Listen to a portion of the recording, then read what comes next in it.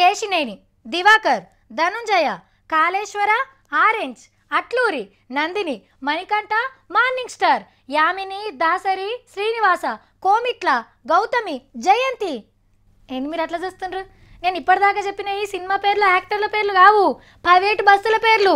ఇప్పుడు నేను చెప్పిన పేర్లు గల బస్సులు నడిపేటోళ్ళు అర్జెంటుగా మనిషికో 10 బస్సులు ఎక్కువ కొని పెట్టుకోండి, మస్తు గిరాకీ కాబోతుంది. ఈ పట్టల పుంట ఇంకో 2 రైలు తిప్పినా మంచిదే.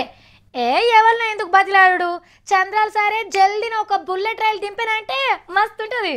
లేటు వయసులో లేటెస్ట్ గా బ్యాచిలర్ అవుతుండ్రు ఆంధ్ర ఆఫీసర్లు. పెండ్లై 2-3 పిల్లలున్నా బ్రహ్మచారి లెక్క బతుకుతాం అంటుండ్రు. మా కుటుంబాల కోసం రంది పెట్టుకోకని చంద్రాల సార్కు ఉత్తరాలు కూడా రాస్తుండ్రట.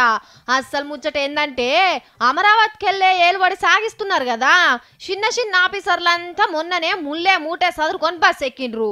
ఇంకా కొందరు పెద్ద సార్లు తికాన మార్చేది ఉన్నది. కొలువులు చేస్తందుకు మేమైతే వస్తాం గాని పిల్లల చదువులు కొన్న ఇండ్లు ఇడిచిపెట్టి అందరికందరం రాలేము, మా వాళ్ళు హైదరాబాద్ లోనే ఉంటారు అని చెప్పేసుకుంటుర్రట. విజయవాడలో అమరావతిలో ఒక అర్ర, ఒక మంచం, ఒక ప్యాను, 4 జతల బట్టలు పెట్టుకునే సౌలత్ ఉంటే చాలు వచ్చి కొలువుల షరీకైతాం అంటుర్రట. ఎట్లాగూ శనారం ఐతారం తాతిల్లిస్తారు, శుక్రవారం పొద్దుమికి కొలువైపోగానే బస్ ఎక్కిర్రంటే తెల్లారి హైదరాబాద్ లో దిగచ్చు. మళ్ళీ ఐతారం పొద్దుమికి బస్సో రైలు ఎక్కితే అమరావతిలో కొలువు కందచ్చు.